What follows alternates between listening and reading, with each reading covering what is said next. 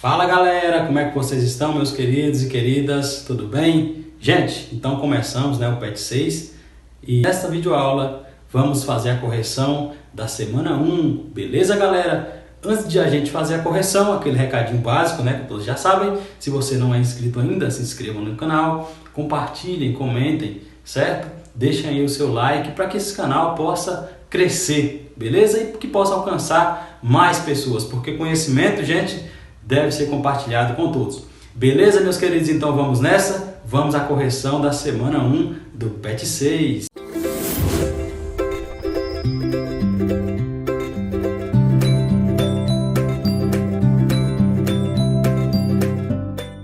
Olha só, nós temos aqui a atividade 1, que é um texto, para a gente fazer uma análise sobre ele aí. Na verdade, não vamos fazer a releitura desse texto. Você, se quiser, pode até dar um pause aí, fazer a leitura de novo, mas eu vou falar basicamente, eu vou resumir aqui esse texto com minhas palavras, falar do que se trata. Aqui nós temos uma história de uns urubus, que viviam num tempo muito distante, numa época em que os bichos falavam. Esses urubus, na verdade, eles sentiam vontade de cantar, certo?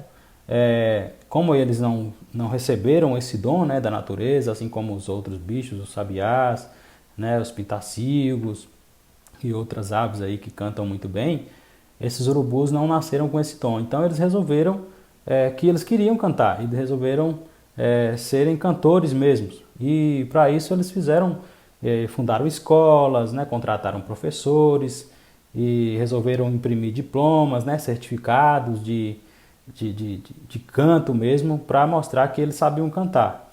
Então, até que em determinado momento, quando as coisas estavam mesmo se encaixando, e eles estavam aprendendo e talvez aí já soubessem de fato cantar, depois de muito esforço, chegaram as aves que eram dotadas por natureza, desse dom, os pintacilgos, os sabiás, certo?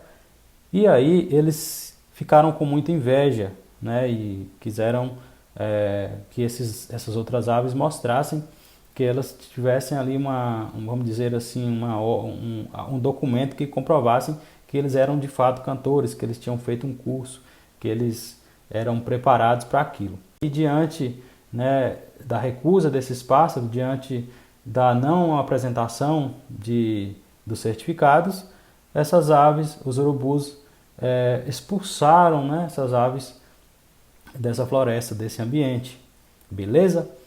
E então aí nós temos uma moral, certo? Em terra de urubus diplomados não se ouve canto de sabiá, beleza?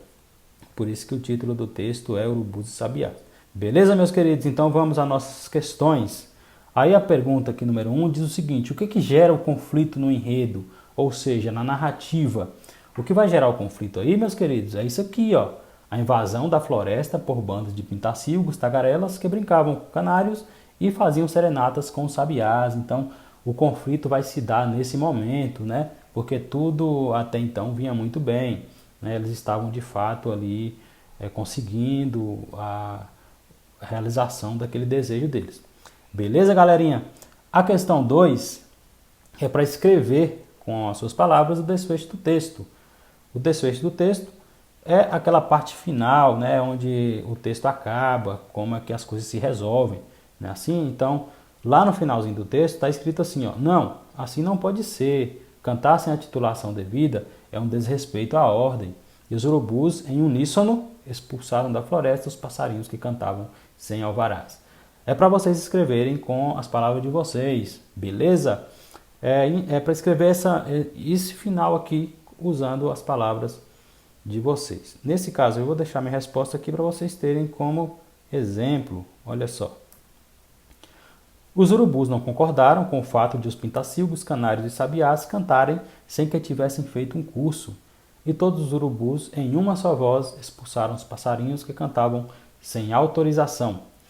Então, aqui, gente, olha, essas palavras, por exemplo, que eu acho que pode causar mais dúvidas, em uníssono, significa em um só tom, ou seja, em uma só voz, todos juntos. E alvarás, que é a mesma coisa, é um documento de autorização, um certificado, um diploma, algo que te dá a liberdade de exercer aquela atividade. Beleza? A questão 3. Agora descreva com suas palavras a situação inicial do enredo. A situação inicial é aquela que está lá no início, né, como o próprio nome já diz. Então a situação inicial, para ser escrita com as suas palavras, eu deixei aqui uma sugestão, olha só. Os urubus não se conformaram com o fato de não poderem cantar como as outras aves e resolveram criar escolas, contratar professores, criar concursos, né, imprimir diplomas, tudo para que aprendessem a cantar. Então aqui, gente, fica a critério de vocês, né? É lógico que aqui é só uma sugestão de resposta. Vocês podem ficar à vontade para escrever a resposta, ou eu já recebi aí muitas respostas. Sim, está de acordo, né? Desde que não mude o enredo, né? Desde que não mude a narrativa, está correto, né? Os urubus, eles não se conformaram, eles queriam cantar, eles se sentiram, digamos assim, inferiores, né? Aquelas aves que cantavam, então eles resolveram adquirir esse dom. Beleza, galera? Então, continuando aqui, nós temos a questão 4, olha só. Marque um X nas características do gênero do texto lido. Aqui, gente, é sobre o gênero fábula, né? Vamos dizer assim, aquele texto ali é um texto informativo? Não. O texto informativo, geralmente, a gente trabalha com notícia, né? Beleza?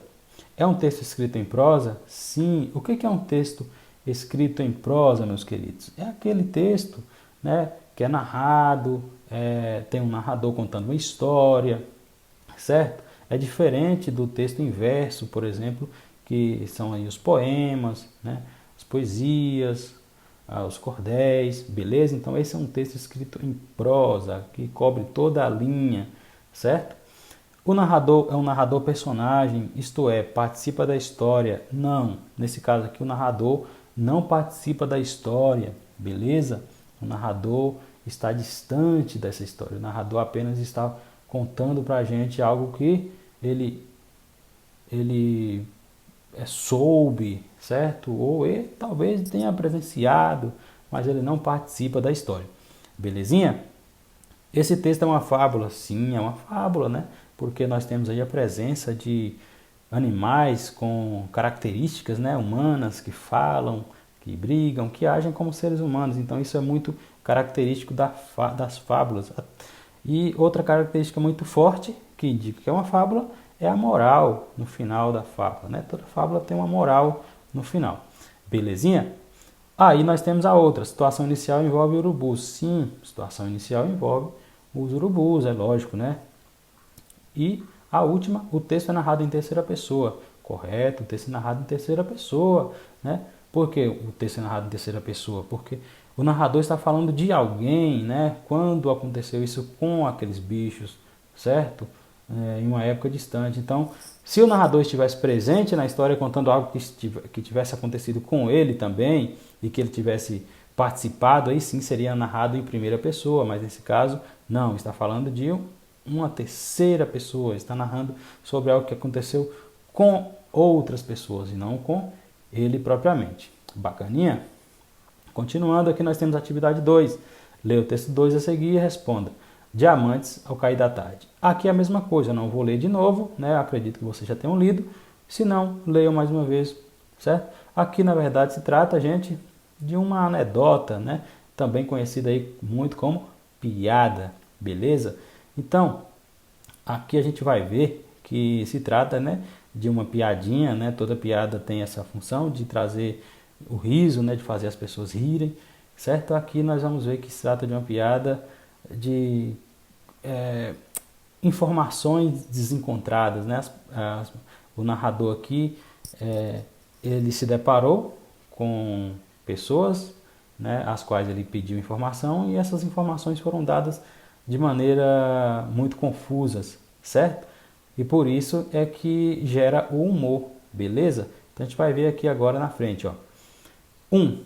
O conflito do texto se dá quando? Então nós temos aqui, de novo, uma questão voltada para a questão do conflito, certo? A confusão, a perturbação, vamos dizer assim, aquela situação pacífica, né? Vamos pensar assim da história. Ela acontece quando as pessoas não sabem informar. A gente viu lá que, de fato, né, as pessoas às quais o narrador pede informação fornecem informações muito confusas, muito pessoais, algo que apenas eles poderiam entender. Não é isso? Então a resposta dessa questão 1 vai ser a letra A, porque é a partir do momento em que as pessoas não sabem informar é que o narrador vai achar engraçado, né? E é que a gente também vai achar muito engraçado a forma com que as pessoas passam a informação. Beleza? Então é a resposta da questão 1, as pessoas não sabem informar. Joana explica melhor que todos, não vai ser, né? O jovem não entende a informação, até poderia ser, né? Mas a questão aqui é que começa mesmo com o fato de as pessoas não saberem informar, beleza? O rapaz queria diamantina? Também não. Então a resposta é a letra A. Podemos dizer que o texto lido é narrado em A, primeira pessoa, o narrador participa dos fatos. Aqui sim, galera, a gente vai ver que o narrador participa sim, ele está contando algo que aconteceu com ele, certo? Então, quando isso acontecer, a narração vai ser em primeira pessoa, o narrador participa dos fatos sim. Primeira pessoa, o narrador não participa dos fatos, errado, né? O narrador está contando algo que aconteceu com ele, então, logicamente, ele participa. Terceira pessoa não vai ser, né? A letra C, e a letra D também não vai ser, porque está também falando que é terceira pessoa e não é. Então, a letra A mais uma vez. Aí a questão 3, qual é o propósito comunicativo do texto? Então, meus queridos, assim como a fábula, né, tem a função de trazer uma lição, uma moral, né, a gente vai encontrar aqui a função do texto, a anedota ou da piada, né, a função desse texto é o quê? Humorístico, né, tem propósito humorístico, ou seja, fazer o leitor rir, fazer a gente achar engraçado. Então, meus queridos, essa foi a correção do PET 6, semana 1. Espero que tenham aprendido um pouco mais. Como eu disse, curtam, compartilhem, comentem, se inscrevam no canal e agradeço àqueles que já se inscreveram. Meu muito obrigado mesmo, certo? Pelo carinho e fiquem todos com Deus. Espero todo mundo aqui na próxima. Bacana? Até mais!